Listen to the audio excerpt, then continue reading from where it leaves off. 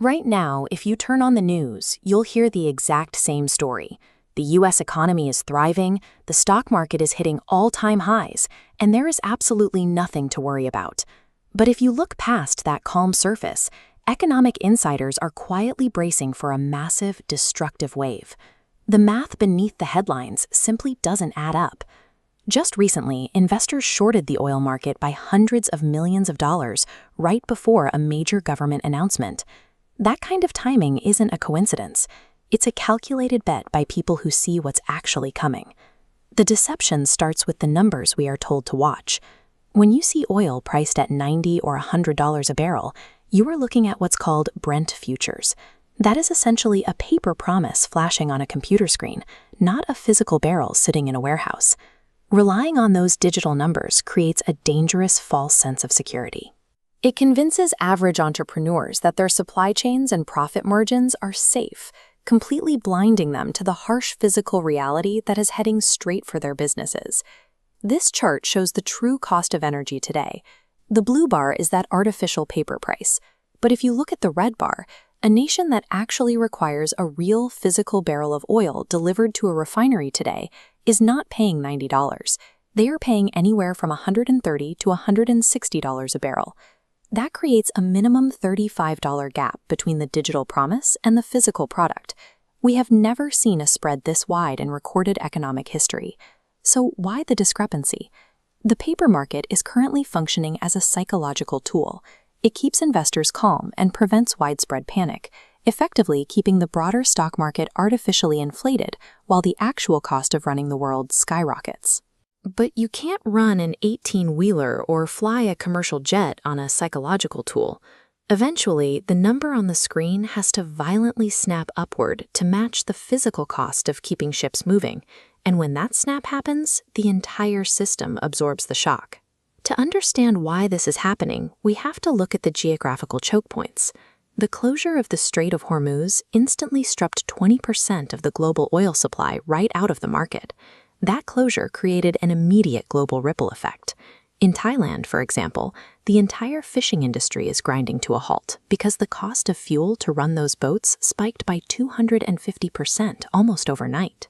Nations around the world are taking extreme measures just to function.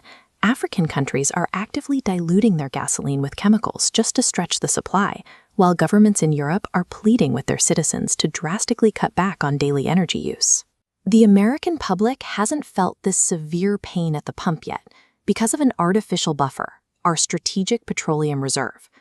The government has been using these massive tanks to flood the domestic market and keep local prices artificially low.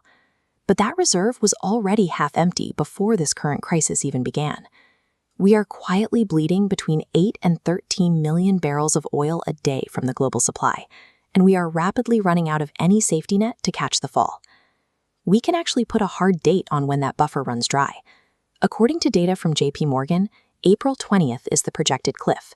That is when the pre-closure oil, the physical product that was already loaded on ships globally, is completely exhausted. Look at what this does on a microeconomic level. Consider a business owner named Marcus. He runs a trucking business and manages a small real estate portfolio. Because he trusted the stable numbers in the stock market, he ignored the early warning signs. He didn't adjust his fuel surcharges or check his utility costs. Within 30 days, his entire profit margin was completely wiped out. Look at this flowchart to see why his margins vanished. Gasoline is only one small part of the equation. Oil is the plumbing of the entire economy. It acts as the essential raw material that branches out into plastics manufacturing, agricultural fertilizer, and all global logistics. When that single black drop gets more expensive, the price spike cascades down every branch of commerce. It forces up the baseline cost of everything from the cardboard packaging on your e-commerce deliveries to the food sitting in your grocery cart. Take agriculture, for example. The machinery used to cultivate crops requires fuel, but more importantly, the fields themselves are heavily treated with petroleum-based fertilizers. As those underlying energy costs rise, the price of growing the food itself inherently inflates. Ignoring this hidden plumbing guarantees that your business will hit a wall the exact moment the national oil buffer vanishes. In this environment, having a proactive strategy to absorb these costs is a mandatory requirement for survival. To understand the scale of what happens next, we have to look at the historical baseline. In 1973, a drop of just 7% in the global oil supply triggered massive nationwide shortages and caused the stock market to plummet by 52%. This graph compares that historical event to our current reality. While 1973 only saw a 7% drop, today's global supply deficit is projected at a staggering 15 to 20%. The impact of that deficit will be measured by a single leading indicator, the 10-year Treasury yield. This is the dial that controls the American economy, dictating the price of consumer mortgages, auto loans, and everyday credit cards. Here is the critical threshold you need to watch. As rising oil costs drive inflation higher, interest rates will stay elevated. If that 10-year yield hits 4.8, consumer credit will effectively dry up, pulling the rug out from under the market right as private equity and tech bubbles begin to collapse. This math makes relying on standard consumer funding incredibly dangerous right now. If you are an entrepreneur trying to weather the incoming correction, banking on personal credit cards to float your operations is a fatal vulnerability. So how do you protect your operations? Step 1 is to secure your supply chain immediately.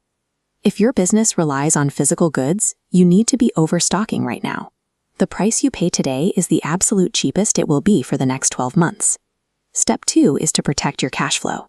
You must transition away from personal consumer credit and establish highly insulated business credit lines. Finding partners, like the consultants at Justin Murch, to help secure multiple streams of funding exclusively in your business's name provides a vital hedge against tightening consumer rates. Step 3 is to pivot your wealth generation strictly into hard assets. When the screen crashes, the physical world inherently becomes more valuable.